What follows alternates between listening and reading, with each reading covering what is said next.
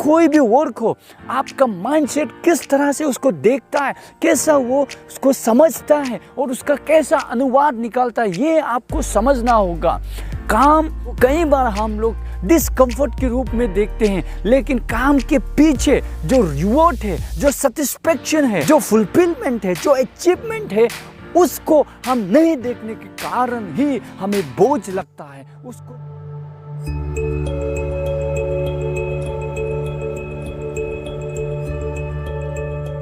जय मसीह, मैं आरसी राय आपको इस वीडियो में स्वागत करता हूँ। आज मैं बात करूंगा एक ऐसे पाप जो सुनने के लिए इतना सीरियस नहीं लगता है, लेकिन बहुत ही खतरनाक है, और वो है लेजीनेस। अगर आप वचन में देखोगे तो परमेश्वर का वचन साफ करता है कि परमेश्वर के बच्चे मेहनती हो, परमेश्वर के बच्चे परिश्रमी हो, काम करने वाले हो, परमेश्वर के महिमा के लिए लगातार फिजिकली, इंटेलेक्चुअली, स्पिरिचुअली काम करते रहे। लेकिन जब परमेश्वर के बच्चे लेजीनेस का शिकार हो जाते हैं, सुस्त हो जाते हैं, वो बर्बादी की ओर जाते हैं। अगर कोई आपको कह दे कि आप लेजी हो तो आपको शायद सुनकर थोड़ा बुरा लगेगा, लेकिन जब आप सीरियसली वचन में देखोगे कि जब वचन कहता है लेजी को, बहुत ही सीरियसली लेजी लोगों को वचन क्रिटिसाइज करता है। वचन इतना तक कहता है कि जो काम नहीं करते उसे खाना भी नहीं चाहिए।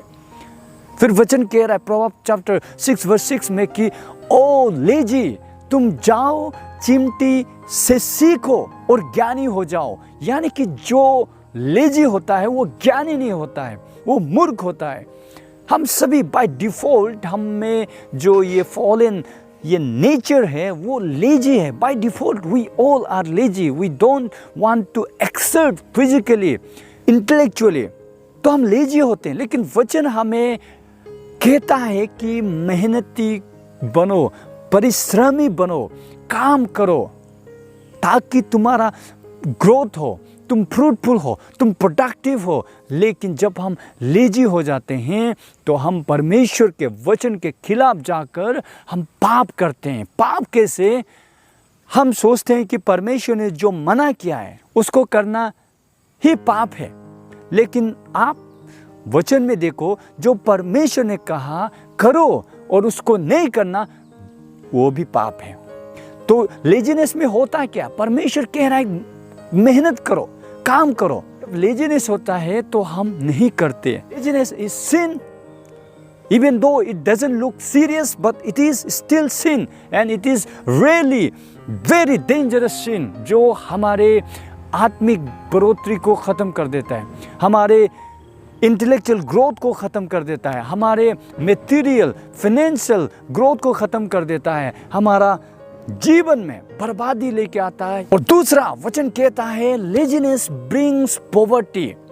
प्रोवर्ब चैप्टर 10 वर्स 4 में कहता है जो हाथ बंद के रहता है वो गरीबी में चला जाता है, लेकिन जो हाथ मेहनत करता है वो शिखर यानी कि कामयाबी को पाता है।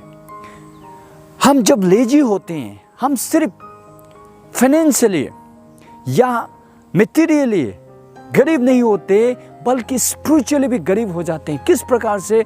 हम प्रार्थना में लेजी हो जाते हैं, हम वचन पढ़ने में या सुनने में लेजी हो जाते हैं, हम चर्च जाने में लेजी हो जाते हैं, फेलोशिप में मिलकर प्यार से रहने में, ये सब में लेजी हो जाते हैं। तो आत्मिक में भी गरीबी में चला जाते हैं। इंटेलेक्चुअली हम गरीब हो जाते हैं क्योंकि हम सोच नहीं सकते, हम एनालाइज नहीं कर सकते, हम प्लान नहीं कर सकते, हम चीज़ों को क्रिटिकली एसेस करके फ्यूचरिस्टिकली परमेश्वर का महिमा के लिए आइडियाज नहीं ला सकते, इमेजिन नहीं कर सकते, क्योंकि हम सोचने के लिए लेजी हो जाते हैं, समय के फ्लो के साथ में जाते हैं। सो इंटेलेक्चुअल पॉवर्टी आता है, हम रिसर्च नहीं कर पाते, हमारा रीडिंग नहीं होता, हमारा लर्निंग नहीं होता, तो हम क्या इंटेलेक्चुअल पॉवर्टी में भी चले जाते हैं। सो लेजीनेस brings poverty. नंबर 3 में laziness kills your dreams, your assignment. जो कुछ भी परमेश्वर ने आपको दिया क्षमता करने के लिए, जो काम है, जो गोल है, ड्रीम्स है,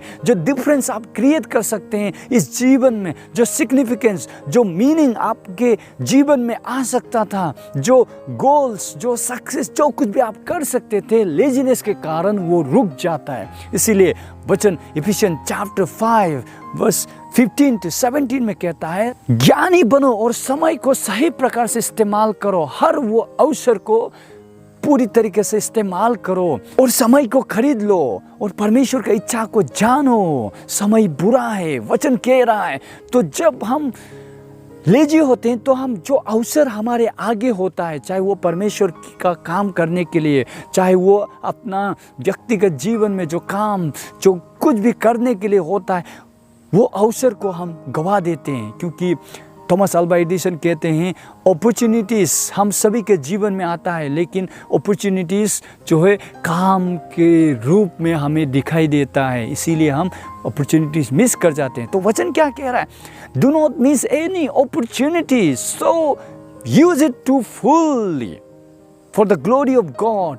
क्योंकि जब आप लेजी होते हैं तो आपका जो पोटेंशियल को आप ख़त्म कर देते हैं, जो असाइनमेंट को आप फुलफिल कर सकते थे, जो काम आप कर सकते थे, वो आपके हाथ से चला जाता है बिकॉज ऑफ बीइंग लेजी। तो कैसे करके हम लेजीनेस को ओवरकम करें?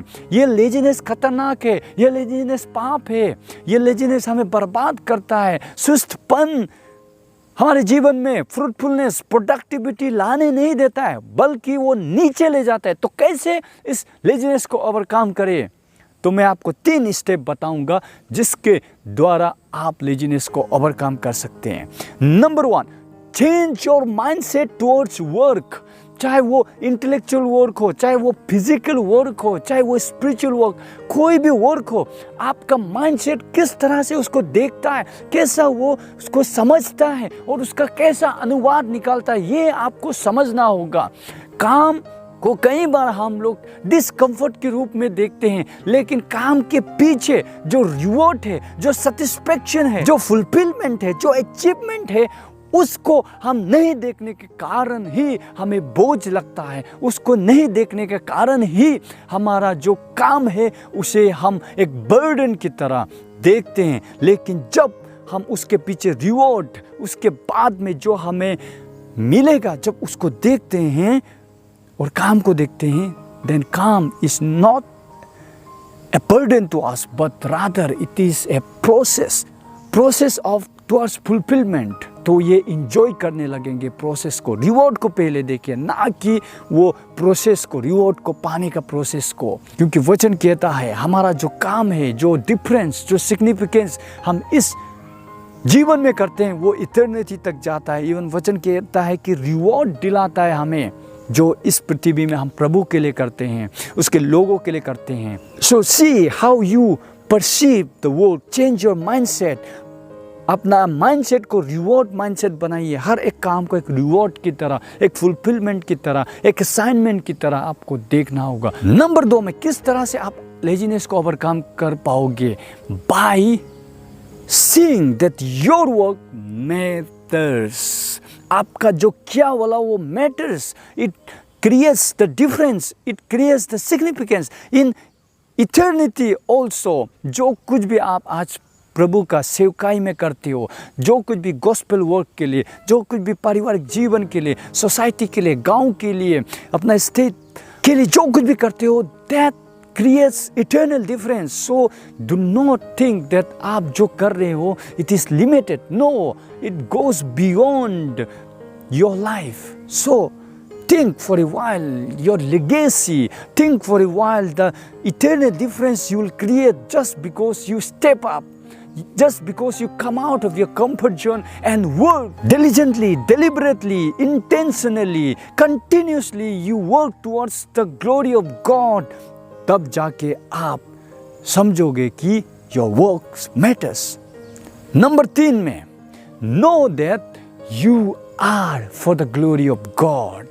आपका रचना, वचन कहता है, परमेश्वर का महिमा के लिए हुआ है। और फिर से वचन कहता है आप जो कुछ भी करते हो उससे परमेश्वर का नाम को महिमित होना चाहिए, ये परमेश्वर का आज्ञा है।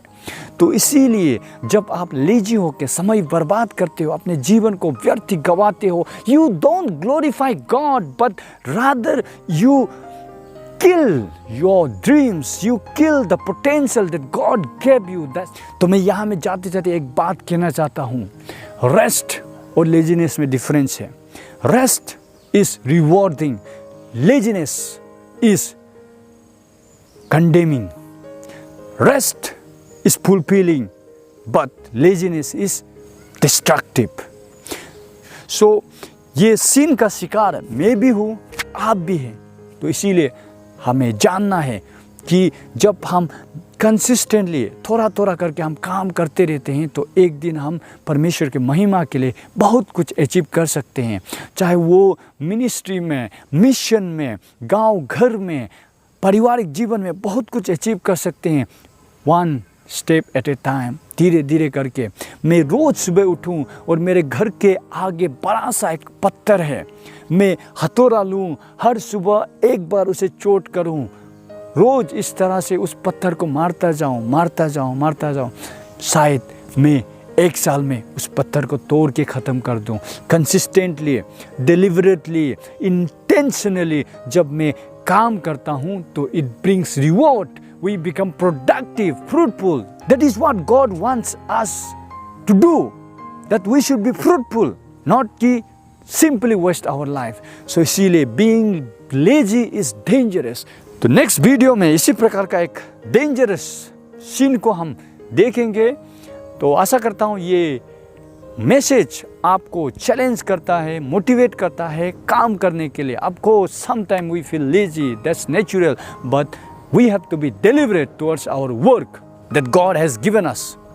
तो फिर से धन्यवाद इस वीडियो को देखने के लिए। यदि आप नए हैं, अगला वीडियो मिस नहीं करने के लिए तो सब्सक्राइब कर लीजिए। मैं ये सीरीज में 7 ऐसे स्वीट एंड सीरियस सीन को लेके जा रहा हूँ। धन्यवाद इस वीडियो को देखने के लिए। God bless you. Thank you so much.